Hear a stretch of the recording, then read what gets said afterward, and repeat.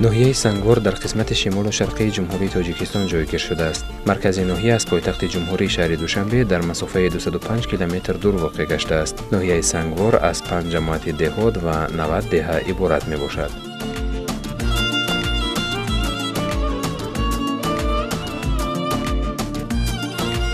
ناحیه سنگوار ناحیه همقدم استقلال است که برابر به دست آمدن استقلال ناحیه سنگوار هم تشکیل گردیده است. ناحیه اگراری بوده. شغل اساسی مردم ناحیه به کشاورزی می باشد. مردم ناحیه اصلا به کشاورزی، باغداری، کارتوشکا پروری، زنبور عسل پروری مشغول می باشند. یک امی دهه خورد بود امی تولدرای ما و خیلی سنگوار میگن ناحیه سنگوار شد. یک دهه حتی بعد اون بدبختی هایی که بود یک دهه جنگ زده بود و روسیه کس وقتی که نگاه میکرد دلش هم میسوخت. در همین مدت همین 30 سال با درجه پیشروی شد. بازم من تماشا میکنم میاره یک ذوقم میآید، یک خرسند میشم هم برای خودم هم برای فرزندامون که اینقدر ملک آباد شده است، ناحیه ما رشد کرده است. قصد فرهنگی که ما داریم من نگاه میکنم در اکثریت ناحیه ها نیست. قصد فرهنگ زیبا، عمارت ها روز تا روز زیبا شده است. ناحیه دارای شرایط مساعد رشد ساحه سیاحی به شمار می رود. اقلیم، طبیعت، حیوانات و نباتات، هوای تازه کوهسار، چشمه های شفاف، مردم هنرمند و مهمان نواز که در ناحیه موجود می باشد برای تشکیل آسایشگاه های طبابتی، اکوتوریسم سطح جمهوریوی و بین المللی موافق می باشد. باد هواش سوزه اگه جو نمیجره راحت میآیند. بچه من هر سال ای 5 6 7 کس میگیره میآید به نمیجه میگه میروند مردکو تعریف مینن که عجب تنه، عجب آب و آبش کشوه، چشمه هاش خشرو همش سوز تعریف میکنن. میروند در اوجا میگن اون مردکو با یک قسمش با میخیزه قفای با میآید وطن پنجین 100 بار شکر ولی پنجین. مرکز ناحیه سنگوار به یک ناحیه زیبا منظر تبدیل داده است. هم کوچه هاش با مثل کوچه های شهر تبدیل یافتند، بیناهای با حشمت و زیب و زینت ناحیه روز تا روز در ظرف 30 سال استقلالت خیلی خوب شده ایستاده است و مردم ناحیه با یک دلگرمی به کشت و کار، به کارهای دهقانی و کارهای صحرایی مشغول می باشند و کارخانه های صنعتی در ناحیه ساخته شده است که امروز مردم کار و فعالیت کرده استند. مؤسسه‌های تعلیمی زمانوی ساخته شده است که امروز خوانندگان با یک مهر و محبتی بی‌اندازه نسبت به آینده درخشان وطن تعلیم و تربیت می‌گیرند.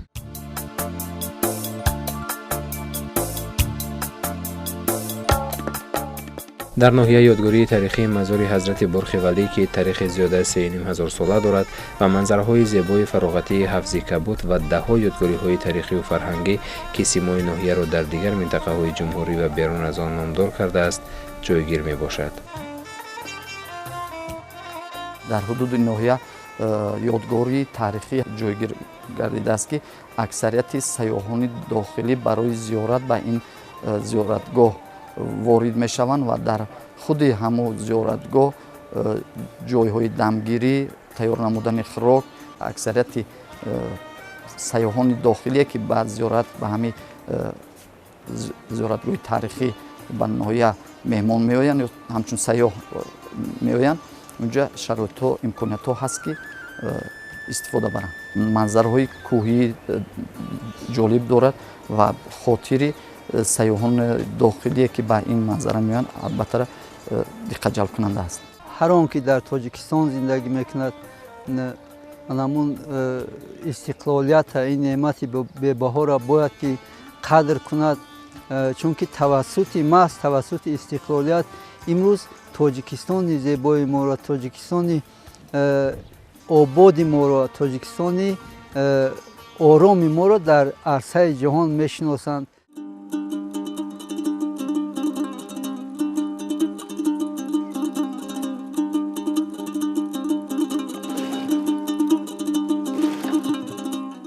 дар аксар хонаҳои сокинони ноҳияи мазкур ҳамарӯза маҳсулоти ширӣ мавҷуд аст.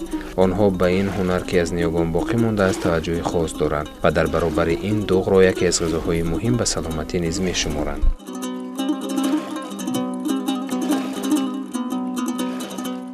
пеш ҳамами чахники чахчӯ чахдек мегуфтанд, чахдегои лоӣ мегуфтанд, дарҳо мекашиданд мардам.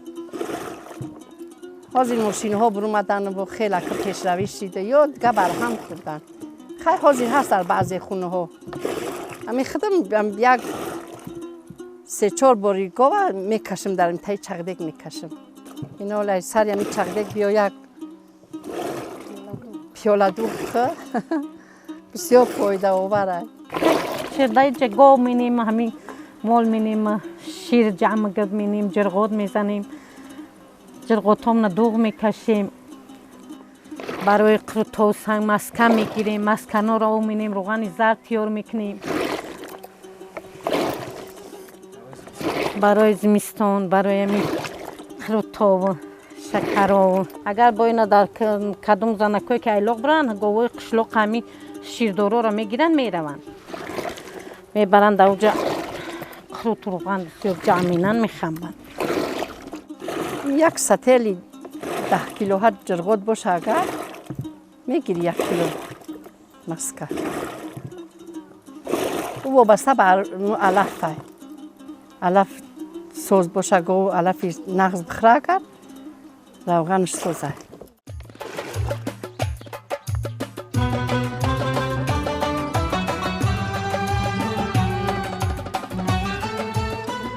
мавҷон давлат ва яке аз занҳои фаъоли ин минтақа аст ки на танҳо хонаводаи худ, балки аҳли ҳамдиҳагонро бо маҳсулоти ширӣ алалхусус дуғ таъмин мекунад. онҳо ҳафтае 1 ё 2 маротиба дуғ омода мекунанд. мегӯяд дуғкашӣ ба мавсим рабт надорад. хулас ин кори ҳамавақта аст. маскаи тайёр, дегчаи алоҳида дорем, итари мекунем, худаш сахт мешавад. ин оли қоби хунукига дар кор.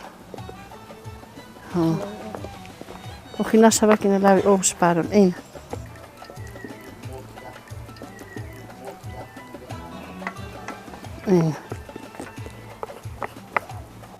ина то чанд дера об рези дуғш тоза мешава. айдурунш дуғш меброя.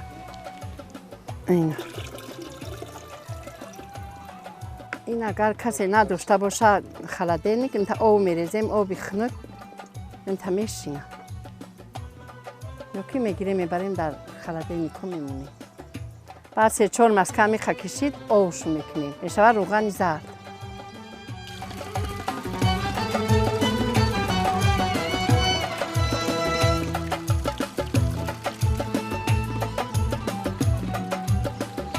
ба қавли ин бонвон маҳсулоти дуғ дар баробари оне ки ба чандин бемориҳо манфиатбахш аст. ҳамзамон вақте ки хурд будем, модаркалонамон дуғеро ки дар халта барои чака меандохтанд, оби аз чака ҷудошударо ба шустани мӯи сар истифода мебурданд ки ин барои бақувватии решаи мӯй мусоидат мекардааст.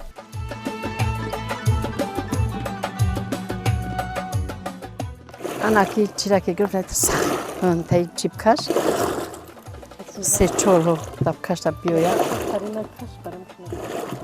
ана табкашта ҷамъ шава. ана бой тарзи кашидан дорад. агар ки натуням тарзи кашидана гум мешава, маскат намеброяд. оби хунука ки рехти, ам маска пайдо мешава.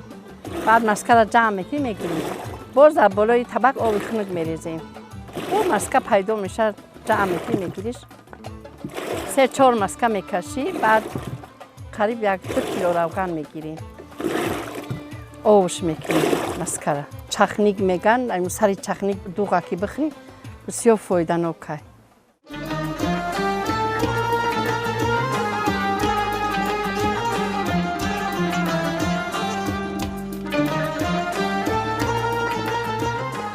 همچنین آنها نه تنها فکر امروز بلکه فرا رسیدن سرما را نیز میکنند. هر یک خانواده برای فصل زمستان قروت تیار میکنند. اگر شد در ایام سرما دوغ نباشد، آنها از قروت باز دوغ آماده میکنند و آن را در هر گونه غذاهای ملی استفاده میبرند. روغن استحصال شده دستی را نیز ذخیره میکنند.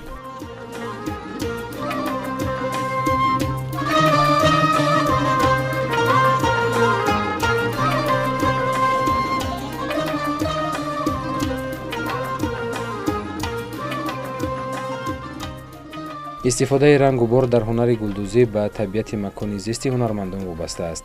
هنرمند کوشش می نماید که به واسطه رشته های رنگ و رنگ تراوت و زیبایی محل خود را روی متاع آورد. شمسیه شریفова میگوید گلدوزی های آرایشی را اساساً برای جشن های کلان عائلوی، مخصوصاً برای توی ها که در حیات خلق مقام خاصی دارد تیار می نمایند. او برای اهل خانواده خود سالهاست که چنین کار را انجام می دهد. خواهرچه ما عروس میکردن همی گله کلوب چون زده بودن ورده بودن بعد حوض خوردم همی در خیلی کشیدم دوختمش و قلم همی کشم خودم گوزی پردوی تریزه میورانی من دوختم گلوی پشته هن تری بیزی بعد او سرچقانی همو پشته هن گوزی روی تری نمینن اکا پشتر یورا در همو دیولو همی عروسو سخت میکردن به این نمیرفت به همی چودر دیول عروسو نمیرفتن و کمیش من قریب 9 تا امتری رجوع دوختم. فرق یونی هسته که اوزی همی برگون در نیویشفکه های درنگه می دوزنه اوزی رنده او پیشتری می بید با ممکن که خشروتر می اومد بزیبتر می شید و ممکن امرج می دوختن شما خیر پیله و اکا پیشتر می دوختن پیله را کمپیرو می جوشوندن بعد مویکشا می گرفتن و چلک تو می دودن چی میکن هازی و جیمپرو و هازی رشته مشته لوزدگی این گلو را ببزن دوزی ممکن که با چند خشروتر بیوید. گلدوزی پرجلا با شکوه و مکملی بدیعی خود حیرت آور است. بعضن کس باورش نمی آید که چگونه دوزنده در یک پیراهن اینقدر رنگ و بار زیاد و شکل‌های نقشین را جای می دهد. بعضی آنها از ایام باستان تا به امروز رسیدند. زنان که طبیعت را خیلی نازکانه احساس می کنند در گلدوزی عالم رنگ و رنگی اطراف خود را به طور خاصه انعکاس کرده خاصیت و تأثیراتشان را در آن بیان می سازند. معده تویم کردن بودن بعد خشتومن میدوختن قطعی همون کار میکردم و سوسه یردمش میکم او و دستش میدوختم من به ماشینه همون خیلی بعد مختشیدم اومدم تا همی درجه را این خیلی میارا دوختم به دخترها را و به چند عروس دوختم گلدوزی هم نمیره من خودم دوختم اون اوی پشتی سر ایش همیارا همشه این نیارا نو اکه با طریق رقاب رو مدن اکه با نو که یو پیدا شدن با ایو سرکا ده همش اکه کم بیش البته پرنه و رومده مستوسه در حقیقت هنرمندا زیادن در ناحیه ما بعضا ایدهای کلان می شود در اونجا نمایش ها تشکیل میشن و من میبینم که زنان ما بیشتر چیزن توجه دارند به هنرهای مردمی به دوختن و گلدوزی و به دوختن اومن سر و لباسی زیبای دخترانه علاقه توجه به امون فرهنگ تاجیکی ما رفته است هرچند که یک وقت بودم خیلی کمتر به لباسی بیگانه مایل داشتن مردم امروز من هم اون قدر نمیبینم میبینم دخترای ما خیلی روزهای عید کرتای همون نقشینی خود چکنای خود میپوشن اونقدر زیبا آزیر عروسا همش به خروق نمیروند به همی کورپچه و بولیشت خروقی و به همی مثل کورپا و همی چیزا نمیروند اما مجبور میدن که امو رو هم تری بگیره و که بخره و که زکس کنه قریب 500 سون چور کورپچهش میشوه ویزای بولیشتوش او خیلی نمیار دنشون شد و دم دمی قشلوخ و اینه کلینومو زنه دو در مینه ای بند میتنن تری کوکل روز مینن بنده چودی رو خریدار زیاد دارن نمی یه پر یمی 100 سومونه یه پر بند میمی و همون مهره پورش قطعی سخت میکنن سوز مینن 100 سومونه ای برای گواره برای چودی عروسو خیلی برای بنده دیتور روز مینن بای کلیو روز مینن که خشلوک با همون رسم رسومی خدشه داره ҳунари гулдузии тоҷикони кӯҳсор аз гулдузии водинишинон бо хосиятҳои хоси худ фарқ мекунанд.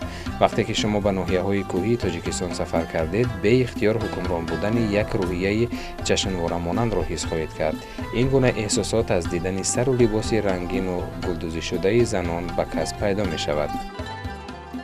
бисёр сайёҳон меоянд вақте ки баҳор мешавад, тобистон мешавад, меояд бисёр таваҷҷӯҳ мекунанд ба анамун дастовардҳои мардуми мо, ба нақшу нигори ки занон медунанд, ба он чизҳое ки устоҳои мо мекунанд таваҷҷӯҳ зоҳир мекунанд, баъзан харидорӣ ҳам мекунанд ва умед дорам ки мин баъд дар ҳамин соҳаи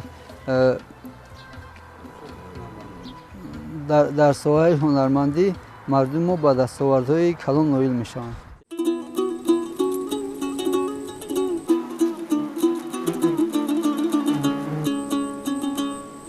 агар қаблан анъанаи занбури асалпарварӣ дар минтақаҳои махсуси мутобиқ ба парвариши занбур амалӣ мекарданд, ин шуғл қариб аксари минтақаҳои Тоҷикистонро фаро гирифтааст. Зеро занбури асалпарварӣ яке аз соҳаҳои сердаромад маҳсуб ёфта, барои пешбурди зиндагӣ кӯмаки бузург хоҳад буд. мо аслан аз соли 1971 ин ҷониб занбур дорем. аз соли 1971 аслан падарам парвариш мекард ба ин занбур. вақте ки ӯ парвариш мекард ҳамин занбурро парвариш, ба дили манам завқ пайдо шуд. пас аз сар рафтани он манам ба ҳамин шуғли занбурпарварӣ шуғл варзидам. аслан занбурпарварӣ ҳам барои саломатӣ фоида дорад, чунки дар вақтҳои бекорӣ омада ба ҳамон саргардон мешавад, вақтро чӣ мекунем, баъд албатта ба хоҷагӣ даромади нағз меорад. чунки агар мо дар ба ҳисоб миёна ҳисоб кунем, мо ҳар сол ҳар оилаи занбур дар ҳамин ноҳияи Талдара ба ҳисоб миёна то 27 килограмм асал оилаи занбур вай мекунем, даромад мегирем, ки барои хоҷагӣ бисёр фоидаи калон аст. мо ҳар 1 кило асалро ба маблағи аз 50 боло то 60 сомонӣ мефурӯшем. ба маблағ истифода дар хоҷагӣ хеле истифода мебарем. дар ноҳия беш аз 13 000 оилаҳои занбури асал парвариш карда мешавад. рушди занбурпарварӣ яке аз шуғли асосии мардуми ноҳия буда, имрӯз барои парвариши оилаҳои занбур аксарияти хоҷагиҳо камари ҳиммат бастанд. дар аксарияти хоҷагиҳои инфироди занбури асал парвариш карда мешавад, ки аз ин даромади хуб ба даст меоранд занбурпарварон ноҳия. ва занбури асали ноҳия яке аз хусусиятҳои табобатӣ ҳам дорад.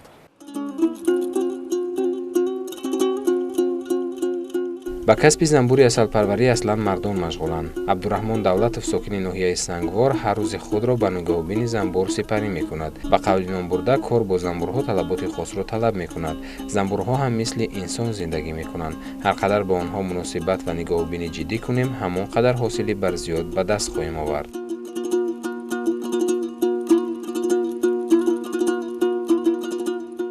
занбурпарварӣ нозикиҳои бисёр дорад дастӣ. боре ки бояд дар вақтҳои мулозимӣ, вақтҳои тараққӣ доданаш бояд доим ақаллан рӯзи ҳамин 2-3 рӯз баъд қатиш бошӣ ва бинӣ ки бо аз аҳволи ҳамон бояд бохабар бошӣ, чӣ бохабар бошӣ. чунки ба ин занбур як чиз аст ки ба ин касалиҳо бисёр таҳдид мекунанд, касалиҳои варатози дигар бояд аз касал буданаш бохабар бошӣ, аз надоштани доштани хӯрокаш бохабар бошӣ, аз доштани надоштани материалҳое ки барои ӯ лозим аст бохабар бошӣ.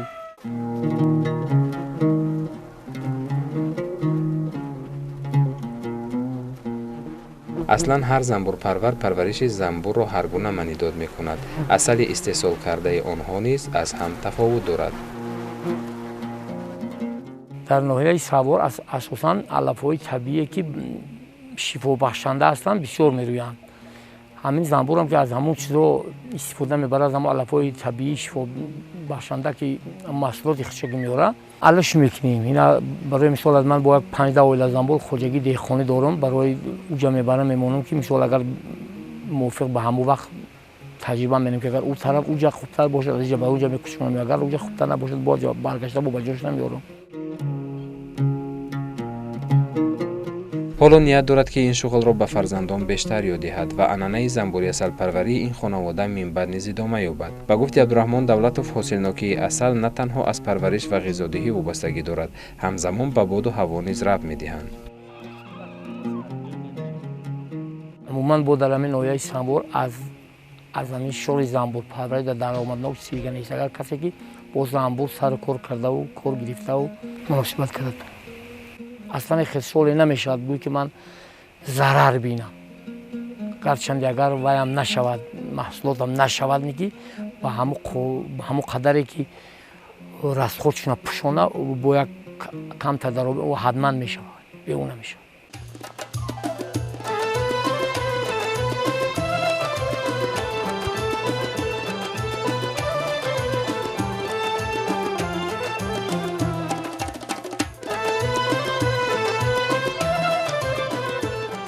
дар водиҳои кӯҳӣ навъҳои тути балхӣ, бедона, биринҷӣ, кулолӣ, марворид, морпечак, рахш, фалғарӣ ва ғайра дар маҷмӯъ 20 навъ парвариш меёбад.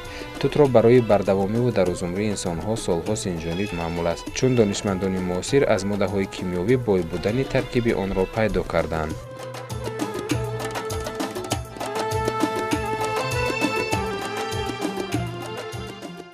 аз меваҷӯҳ дар ноҳия танҳо тут пухта расидааст ки мардуми деҳот ба тайёр намудани маҳсулотҳое ки аз тут ба даст меояд, аз ҷумла ширинӣ, тути қоқ, ҳамин чизора тайёр карда барои зимистон захира мекунанд.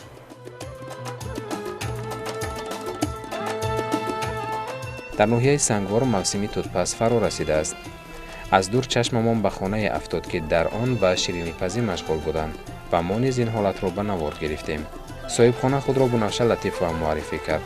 бо ӯ атрофи ҳаёту рӯзгор ва зиндагӣ дар кӯҳистон ҳам суҳбат гардидем.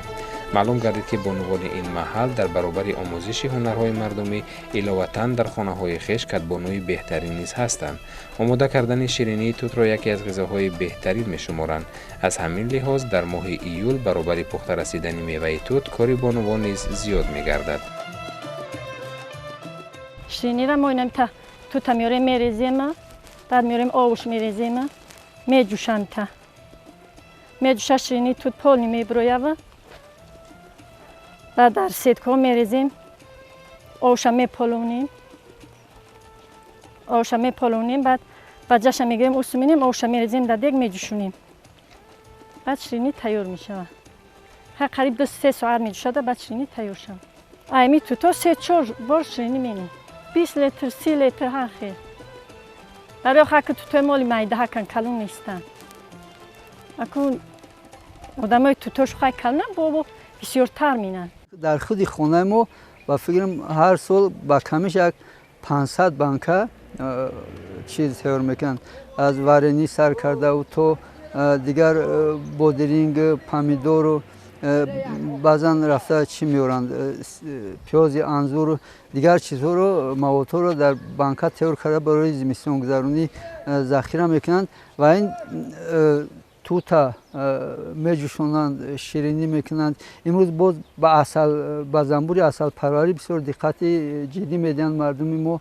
қариб дар аксар хонаҳо дар ҳавлии мо мебинем ки ҳамон қутиҳои занбуранду мардум аз пайи анамун чизан тараққӣ додани соҳаи занбурпарварӣ. барои хифа, барои хунукӣ, барои зуком ина мо бисёртар ҳамира истифода мебарем дар ҷои асал. асалда бо ин фоида дорад. оми касал шидан, о зуком шидан, ширинира мегирем, метем о менем, метем шо соз мешавад. ширини бай хифара, бай хунукзадагира ҷура, бай нами гӯё ки дуруни ғажде ки ҳастак ина мерем, дар нами қад мерем ки хок чанг санг меоя, наmu ду қошиқ ширинира медозӣ дар об ҷӯшмадагӣ, пӯгои дар шикам бихӯрӣ мехӯрӣ, мехӯрӣ, инамита мешавад. қариб 1 соат боре меҷӯша ки маззаи ширинӣ биброяд. баъд меполонем, овуша мерезем, меҷӯшонем. баъд овуш ки ҷӯшид, ширинӣ чӣ мешавад, тайёр мешавад. ба ҷаша мегирем, ба ҷоша ба мирғора метем, гувора метем. баъд овуша ширинӣ тайёр менем ба хидмат. ай тути сфед тайёр менем, ай тути сиёҳ тайёр менем. хай ширинӣ тути сфед зард меояд, аз тути сиёҳ меояд. акам ва маззаш ҳамин сфед ай. ана дору ӯ сиёҳ. чӣ پیش‌تر معلوم شد بانوان هر یک نوع توت را علاهیده شیرینی می‌پزند.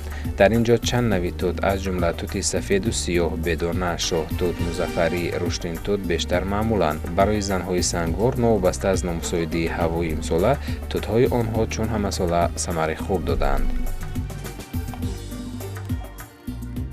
دمی تیار کردن شیرینی به ما فرزندان، بچه‌ها، دختران، این دخترای همسایه ها همه کسا میان یاردم اینا تو تمی تکیم میاریم در دیگ میریزیم.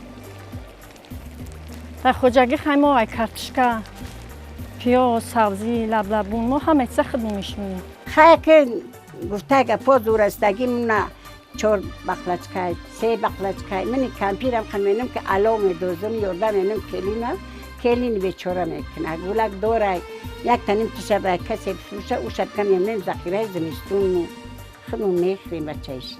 من همین زمستون تا کسل ایشتیم که قریباتم بمرم. نشید همه رهای دادم خودم خیستم میونه بستم خودم خدمت طبیبی کردم. 100 بار شکر که اگه چند عمر داشته باشم نمیتونم. شیرینی خوردم، انا شیر جوشوندم و زرچوه خوردم. انا ای همانده خوب زغیر. اینمی زغیر ای تیگای من اومندی ای. می هر ننه همین زغیر توزه کردم و پیوله شیر ای بولوش. اینه نمی کشیدم. بانوان سنگوار از اول فصل بهار تا موسم تیر ماه در زمین‌های نزد حولی به زراعتکاری و باغداری مشغول می‌شوند و از مسئول دسترنج خود به غیر از بندوبست میوه و سبزیجات باز دانگی‌ها را به طور گوناگون ذخیره می‌کنند.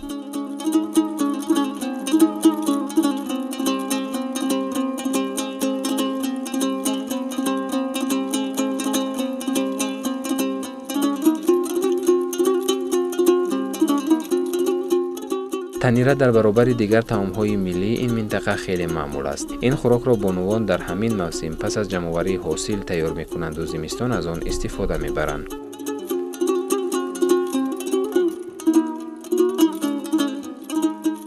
این همین تحقیق میکنی که در دیگ میبری میدازی میجوشونی همه ای ویتامین ای لوبیش تا نختش ویتامین جون گیره گندم همون میچکیم بچه ایشی چشم مینیم توزه مینیم میجوشونیم با میگیریم اینو در این قرود میدازیم در این نمک میکنیم میدازیم الهی که و فرزندای ما و همین مقصد و مراد و مقصد همین دادی ما برسن بخورن. زمستونی میخری تابستونی میخری بچه ایشی که یکی پارد اینو در دکچه میدازی میجوشونی میخری ای خوردن سیر نمینی تیار نمیتا تیار اتاله تیاره که نمیتا لبشش میخری چیزش که پاره همون ترش نکی بخری میشوه لبشش نکنی اتالش نکنی میشوه بشه. بیبیامون مادرامون میپختن. وقتی ما مای دهک بودیم مادرم میگفتن که بریم خوراک پختن و تیار کردنش یاد بگیرید. ما که جوان که بودیم میگفتیم که نه دمو چی در کاره این کار ما چیکار میکنیم این کاره. میگفتن که بچه جون این کار در من کار شما در من که ما نمیگفت هنرتون در خطو میمونه در زندگی که رفتید یا در شما در کار میشن فقط عذاب نمیکشید ایوهده این کار که ببرید تیار کردن و همش تیزی را گره میکنید در شما خیلی نمیغلطد میگفت. بعد ما همون وقتی سر و مادرمون که کارا را کردیم یاد گرفتیم امروز میره در خوجگیمون در زندگیمون خیلی بسیارتر استفاده میبریم تیار میکنیم برای ذخیره زمستون باز برای بیماری هم گریب میشیم تیار میکنیم میره خیلی همه چیز دارد باز خوراک سرغذا است از لوبی نخود از علفیات بسیار دارد برای بیماری ها شفا بخشن یا همش. فورد میدازیش یکو پیاز میدم قطیش میدازی فورد یکون سبزی ویتامین ای با چیز سبزی میدم کوبیک میکنی قطیش میدازی باز انا با اوامزه تره خرود میده های ای کلونکش میگیری یا بگوی میده بگیری میدهش میگیری. این دور قدیم با بگی این دارو عجبه همه این نهی گشنی چش پیازش اون اوه که با آورده با نوا ای همه با بیتا.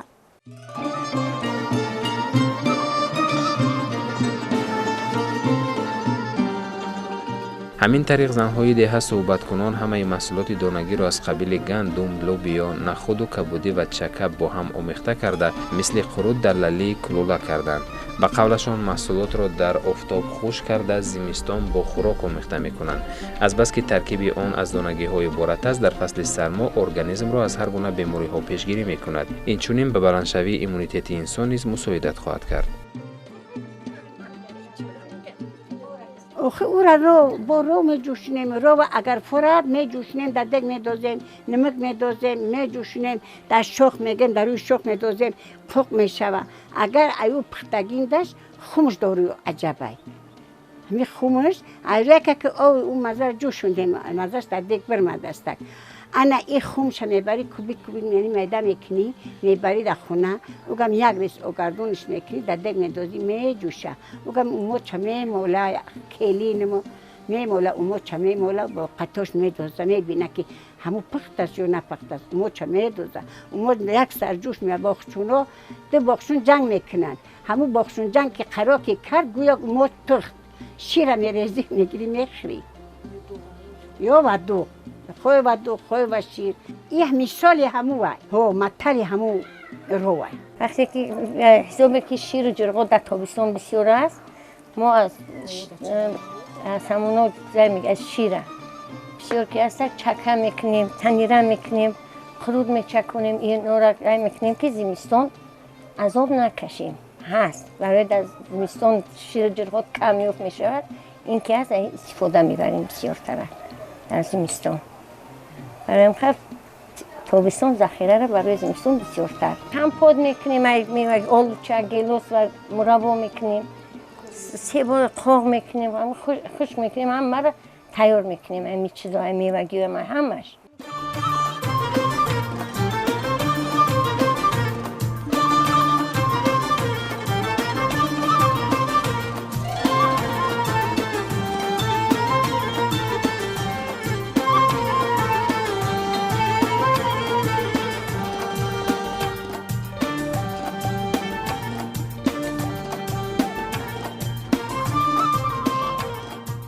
نانهای پخته خاله دستورگل رسولووا نه تنها در قلب فرزندان بلکه همدهگان نیز موا گرفته است. او دسترخوان عائلوی را به نان گرم هیچ تصور نمی کند. او را همراه با همسایه زنها روی کت حولی وقتی چپاتی و کلچه روزکنی واخوردیم. از صحبت‌های آنها از نان دیده چپاتی بیشتر آماده می کنند زیرا هم کم مصرف و هم زود تیار می شود. هم خونه هامونی هوس داریم ما به همه کردن یمی خمیری فطیر کلچه چپاتی گردچه همه وقت چیزای ملی پیش مو هست وزیره هوسمندیم در همه کار در تویانی حاضر خشرو خیلی میکنیم خیلی که همین چیزای خیلی کم رست خود میکنیم اکو حاضره که بسیار آدم ها همین چیزای پیشه بسیار با کار برده است هم حاضر در همه جا قریب دیده می شود بسیار بانو حاضر ذوقمندند در همه همی کارو در آماده کردن چپاتی و نانبندی مادرش را که کدبانوی ماهر محل بود استاد می شمارد. به قولش هر روز مادرم را دیده و هوسم می رفت که روز من هم نان پزم. وقتی که دست به این کار زدم احساس کردم که نانبندی هم هنر است و مشقت زیاد را طلب می کند. از بس که شیر بسیار در کوهستان شیر قطی بسیار میخیلیم و کلچه فطیر میگن را شیر خالی قطی میخیلیم بسیار با مزه میآید روغن که کدوم کنیم نمیکنیم بسیار وقت شیر قطی این شیر شروش میکنه ام کلچه فطیر انا اوقتی گردچه و چپاتی منا میشوریم ما موموها و اوچه ها یاد گرفتیم همی کارو را کرده استیم خیلی ذوقمند باشه همه کار یاد میگیری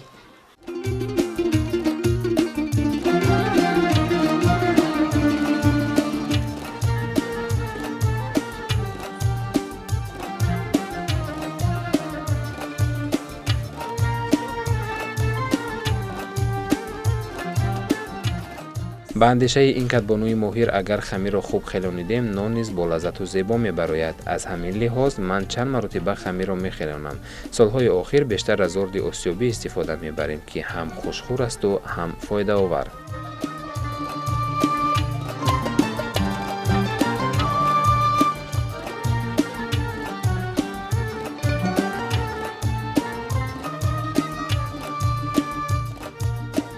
ай ҳамаи ордо мекунем. Ай гандами бисёр ҳози гандамирани бисёр истифода бурда истемонӣ. Мекоранд дар пиштаҳо созай ҳозир ҳамаи шароитҳо созанд мекунанд. Меҳнат кардаистанд ҳозир деҳқонони. Омехтани мекунем ба орди чини сафедни. Баъд ҳозир барои бисёр касалиҳо паҳрезиш меган гандамини бо ҷидогуна мехелем. бисёр зағмандош бисёрай. дар минтақаҳои дурдасти кӯҳистон мардум қонуни танзими анъана ва ҷашну маросимҳоро хуб дарк карда, маъракаҳои хурсандию азодории худро дар доираи қонуни танзим баргузор мекунанд ва самараи онро низ дар рӯзгорашон эҳсос кардаанд. маросими тӯи хонадоршавӣ як анъанаи мероси фарҳангист, ки таъсири худро пеш аз ҳама ба ҳаёт ва шуури ҷавонон мерасонад. қабл аз барпо кардани тӯи арӯсӣ, бонувон дар тараддуди пухтупази анвои хӯрданӣ аз қабили нон, кулча, чапотӣ, фатир, орзуқ ва ғайра мешаванд. дар маъракаҳо дар чиҳо бисёр мепухтем. ҳозир ай вақте танзимо шидан ин расму инои бо дигаргунӣ шидан бо камтар мепазем. мо ай як намуди ҳамин хамир чанд намуди орзуқҳо чиҳо мепазем барои тӯё, барои маъракаҳо, барои арӯсо. ин ай намуди орзуқи калон барои арӯсо ҳай. бештар таваҷҷӯҳ доранд духтарони мо бештар ба пухтани анамун чизо таомҳои миллию ба орзуқу ширини дигар чизое ки бисёр аз дасташон хушум меояд. анамун чизоро ҳозир бештар ман аҳамият метиҳам дар рӯи дастархон мебинам. ҳатто чӣ мегӯянд хӯриш ёки салатҳое ки мо ҳамамон сабзавот обчакҳоре дорем аз уно ҳам хар чизои хушрӯ тайёр мекунанд. аллакай омӯхта истоданд духтарони мо ва ман умед дорам ки бо камтар мешавад амун сарфи бемаъниву хароҷоти бемаънии мо ва мо бо андеша минбаъд ба тӯю маъракаҳомон назар мекунем ки ҳамун чизи беҳуда набошад ва бигзор баъди маърака ҳамун шаҳр арӯси нозанине ки дар пайи зиндагӣ мешаванд бо як 4 танга ёбанд ки рӯзашона бигзаронанд.